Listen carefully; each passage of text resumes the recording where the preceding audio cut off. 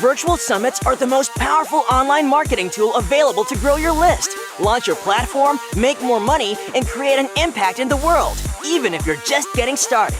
If you are ready to take your summit to the next level, then tune into the Virtual Summit Podcast with Dr. Mark T. Wade.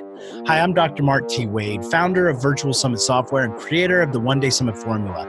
And I'm on a mission to help you, the summit host, get your summit out to the world in a powerful and impactful way.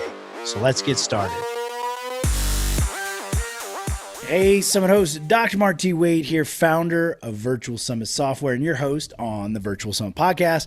We are in for a treat on this episode because we've got legendary Stacy Braiuca with us, and we're going to get into some amazing information on the technical components, on the creation components, and the challenges that summit hosts face. Now, before we dive into all of that amazing summit goodness, Stacy, would you just tell our summit hosts a little bit more about yourself? Thank you so much for having me. My name's Stacy Braiuca, and I am affectionately known as the technology therapist and productivity strategist. And I own several companies, one of which is Done For You Concierge, where entrepreneurs and thought leaders hire us to eradicate their technology-related stress because most are terrified of the technology. They don't know how to use it to increase their productivity, and they don't know how vital follow-up systems are to their business. So we create technology treatment plans to master a solid tech foundation where they can get more leads, convert more sales, and maximize their productivity with ease.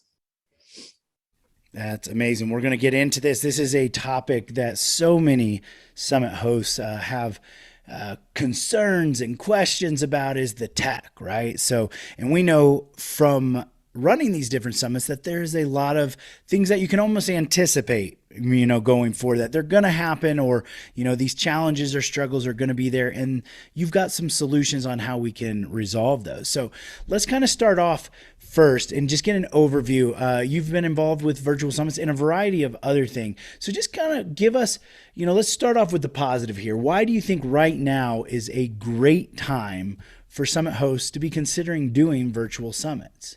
Oh my gosh, if you would have asked me this question 2 years ago, the answer would have been different. And the answer is different now because of COVID.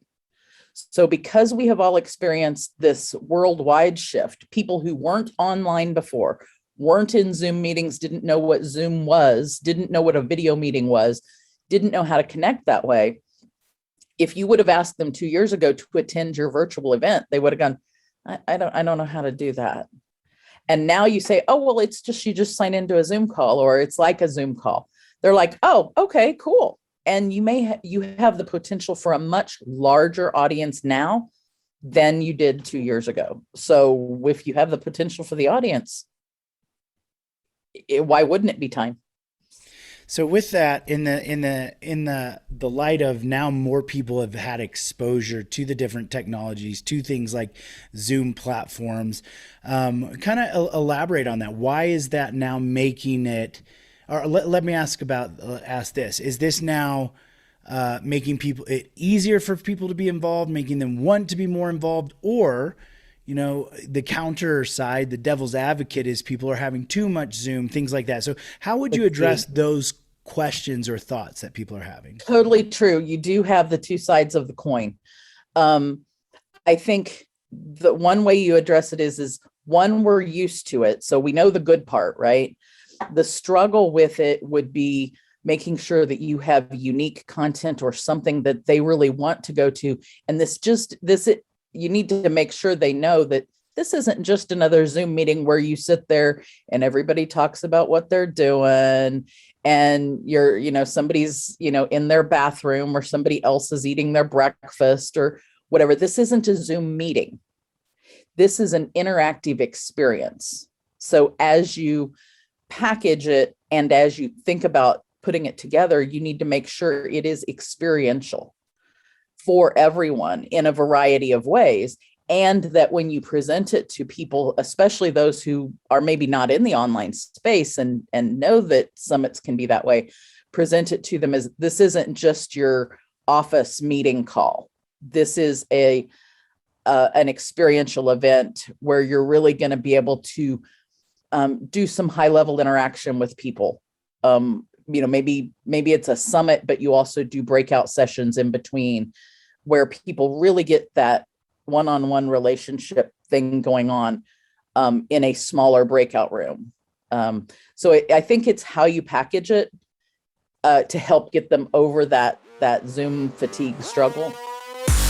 Virtual Summit's software makes hosting a summit easier than ever. The only software in the world designed specifically for hosting a summit lets you set up a summit in a matter of hours with no tech skill or team needed. You can try out the Virtual Summit's software free at virtualsummits.com. But hurry, this is a limited offer. Yeah, I agree. We all know that Zoom fatigue is real to some point. But one of the things I love with summits on my end of things is that with pre-recorded summits, as you know, historically or traditionally they are, is it lets people watch it on their own time versus having to be available from 8 a.m. to like 2 p.m. and being stuck staring at the screen the whole time. But as you've mentioned, I think it's also important that now, as times are evolving, we incorporate live streaming components to it because that does increase the conversions, the show up rates, and then ultimately conversions into post-summit offers. So great points there, Stacy. Now let's jump into a little bit of the overview of a summit build. Okay. I mean, there's, you've mentioned in our pre-interview chat that, you know, you're tech agnostic. You'll work with whatever type of tech that the client wants, which, you know, I can say from an agency perspective is a task in and of itself, having to learn different things and using different things. So hats off to you there with that. But let's just take it now, you know, from an overview of the summit. When you're thinking about, okay, I've got this person coming to me who's interested in doing a summit, what are some of your first questions to them that you need to know in order to help build out a successful virtual summit? Sure. Well, one of the things is a solid technology foundation, which I kind of alluded to a minute ago, and we'll come back to later. But what is their technology foundation that they currently have? So what platforms, where's their website currently? Where's their email list currently?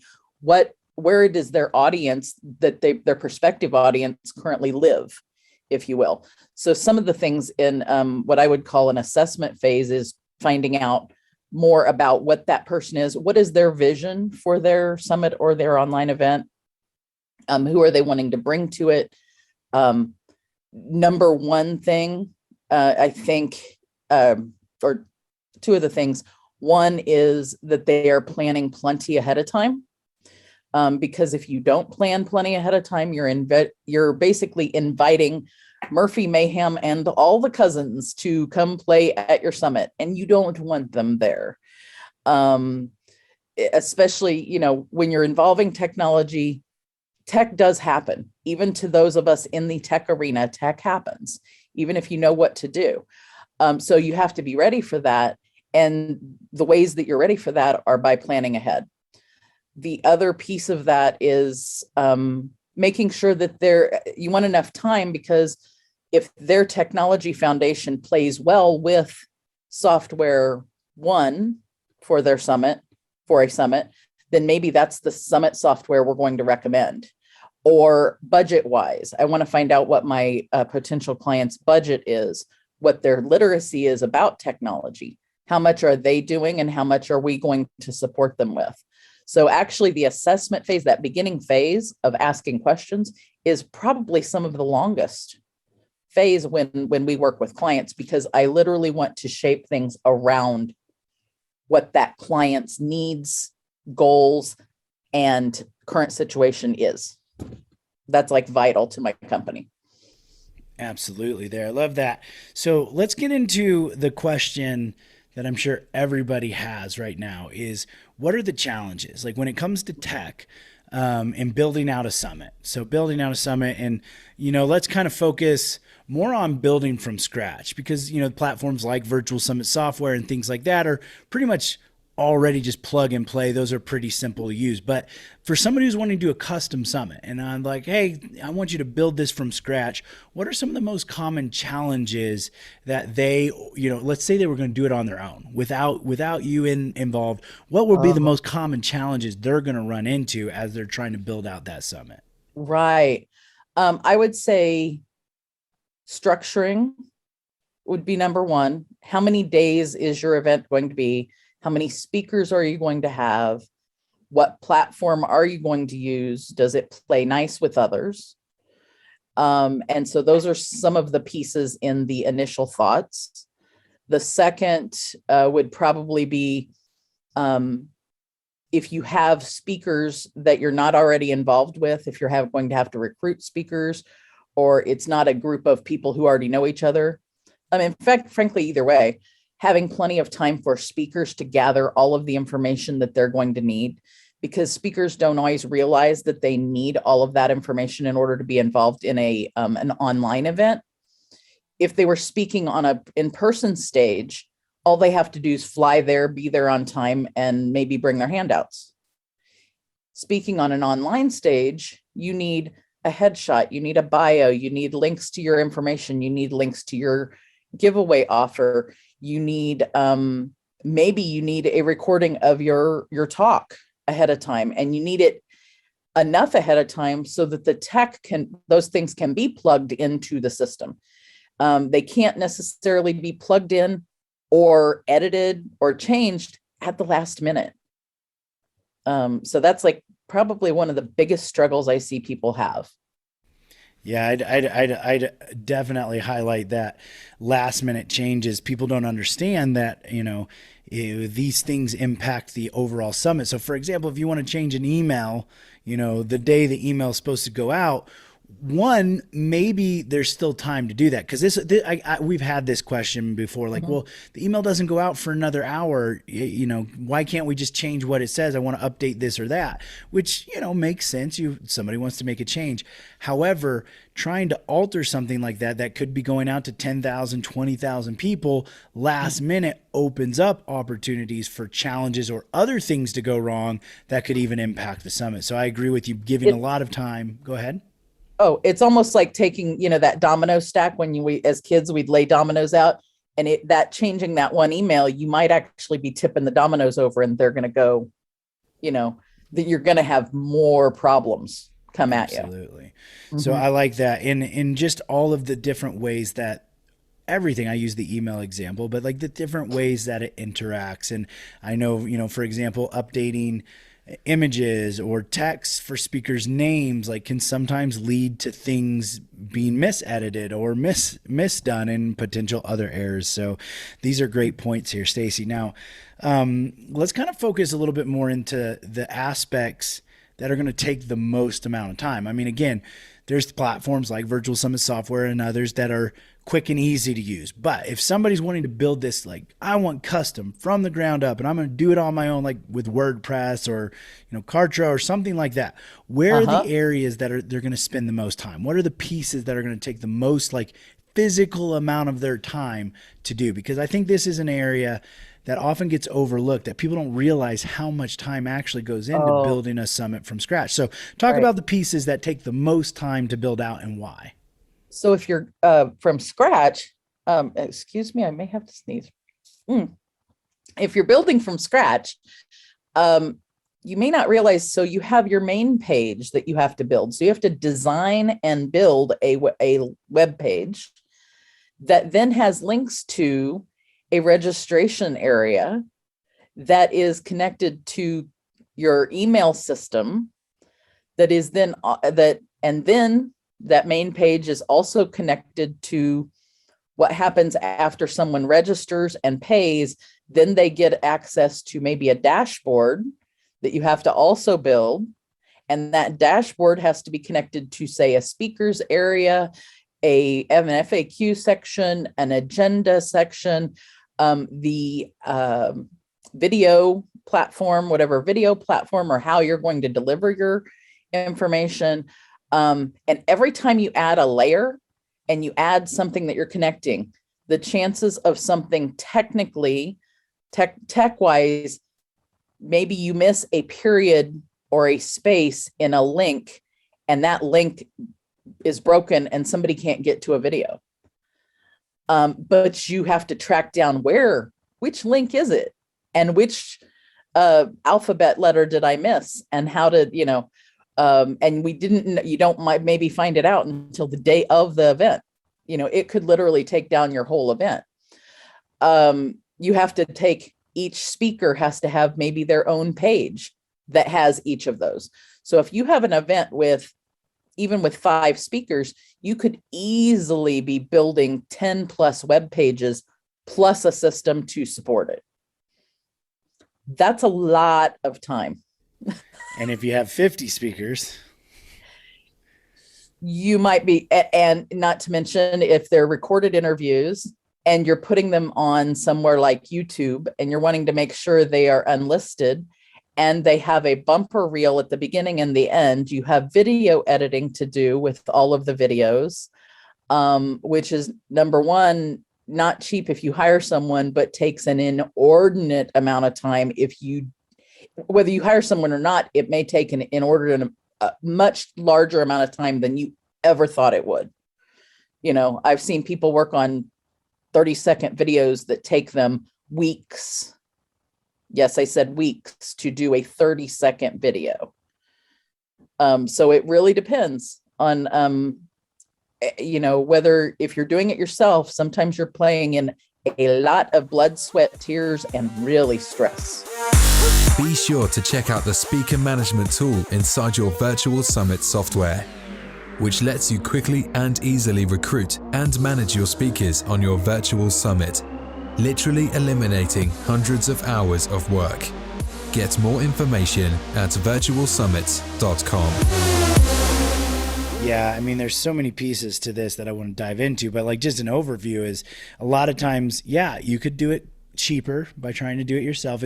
We've all seen that picture of the tattoo artist, it's the beautiful unicorn, and said, my buddy can do it cheaper. And then the unicorn looks like, a distorted horse or something like that. There's always somebody that can do it cheaper. But with that being said, you bring up a good point. I'm, our first, year of summits, in my other company, when we first started doing summits, back in 2014, 13, I did all of the editing of the video myself. And so I can agree with you. I think it's good to know what to do. So if you're going to hire someone else to do the video editing, which I would recommend, still do one so that you know what it takes, how to talk to that person, right? You can describe what you're looking for, and you also know if the person's taking too much time to do the videos or et cetera. So I agree with you on that. And the amount of time, one aspect I will add to what you were saying as well is when you're putting all of this together. I mean, we're talking about video editing now, but let's go back to just the page building. If you're building it from scratch on a WordPress platform or a Kajabi platform or something like that, there's, as we mentioned, if you got 50 speakers, that's minimum 50 pages just for the speaker pages, not including all of the web opt-ins, upsells, the deliverables, etc. And you're trying to track, manage, and maintain and keep track of all of that while also maintaining relationships with your speakers, while also doing the video editing, as we've just mentioned, while also doing the graphics. So there's a lot of pieces, and that is, I think, where the summit hosts who kind of blindly jump into doing it on their own will run into those errors or those issues or situations, about a month in is when all this stuff starts to come together. All of a sudden they're like, I can't do this. And this is where they get that summit overwhelm. Would you agree with that? Oh, I would not only agree with it, but it's another reason why, when someone comes to me and says, I want to do a summit in 2 weeks. One of the gentle conversations I try to have with them then is, let's start with the date you want the summit and work the timeline backwards so you can see it. You need at least 2 to 3 weeks after all the pieces and parts are pretty much in place just to do your promotion. So, do you have all of your pieces and parts in place? We could do a summit in 2 weeks if you have everything in place. And then they start thinking about, and so then teaching them how to work backwards out of that date. And really work on all of the information, maybe even before you set the date. Work on a majority of your information. I like this. Let's actually dive into this because this can help everybody right now who's considering doing a summit. I think this is a beautiful way of looking at it is, let's take somebody who wants to do, let's say a summit next year. Let's just pick, we won't even say the year. We'll just say we're going to do it in June of next year. how would you help them work backwards through that process so that our summit hosts listening in now can get an idea of how to apply that to their summits? And just disclaimer that this would be a loose potential timeline, but I would back in 2 to 3 weeks for the promotion. So you're back into May. That by May, you have all of your pages built. You have all of the links checked and tested, which is probably going to take more than one time checking and testing. You're going to have all of your videos in place. All of the speakers have looked at their page and said, yes, it's the way I want it. It doesn't have any errors in it. They realize that they're not going to be able to change things up after that date. Maybe they come up with a new thing and that's great, but they can't change what's on that page. Back that up to maybe even having a time where you support your speakers in a big group meeting, helping them understand how the process works, what's going to be expected in their session, how their sessions connect with others, having some type of speaker support area, maybe a Facebook group just for the speakers of that, so they can even exchange ideas. Some of the unexpected things that come out of a summit frequently are relationships between speakers who had never met each other before. And which is a really cool thing to watch from behind the scenes, because new summits are then beget from the current summit. But then backing up from there, finding out which systems you're going to use, how are you going to do it, maybe your budget. And if you're talking about sponsors, that's a whole nother layer we haven't even gotten into. But if you want sponsors for an event, you may be wanting to look at that 6 months or so before. Yes, this is great. And I want to re-highlight the testing and the checking aspect, how important that is. Again, whether you're doing it yourself or you've hired somebody to do it, testing and checking, multiple eyes on any given thing is always a good thing. And you mentioned triple checking, which I agree with. We triple check everything. And when I say triple check, we actually have 3 different people that will check it because it's so easy. Like, again, 50 different pages, all relatively the same with difference in information. It's really easy to miss things and just make little mistakes. And people who were not involved in the production of the material. So not the speaker, not you as the host, not the team who's building it, but 3 people outside eyeballs, because they are going to find, just like those of you who've been through any level of schooling, having someone else proofread your paper. I remember back in elementary school learning how to proofread each other's papers. And it's like, why do we got to learn this? Well, that's one of the skills, is helping each other proofread things. Not that you don't want to proofread your speaker's items, or you don't want the people who are putting it in to proofread it, but you want 3 outside eyeballs proofing everything you do as well. So true. I don't think you can test enough. Yeah. I think you could test till the cows came home and still miss something. Yeah, it happens, it happens. Which also brings in the concept of grace. Having grace with yourself if there is a typo on the page. It's not the end of the world. I definitely agree with that. Sometimes some hosts can think they are. To have grace with themselves and with you. It's okay to ask for that grace. It really is. Agreed, definitely. And I want to also highlight, you said about once it is set and approved, to not changing it, because anytime summit hosts, for our first time summit hosts, you're going to get into it and people are going to want to change something. Speakers are going to request changes. You may want to change something, but the importance of locking it in and having it go, because it might seem like a little change. It might seem like something simple, but it can impact the entire summit. This is an extreme example, but what if changing something on a speaker page actually breaks the link? And so now the day the speaker is supposed to be going, the link doesn't work, and you're now getting 1,000 emails from people saying the speaker's page isn't work. So these type of things that you may not think of can happen. So it's always great, as Stacy is saying, prepare, check, double check, triple check, and then set it. Go ahead. that actually brings up a huge challenge that comes up frequently, is speakers who want to speak on a summit, but don't know how to prepare their information.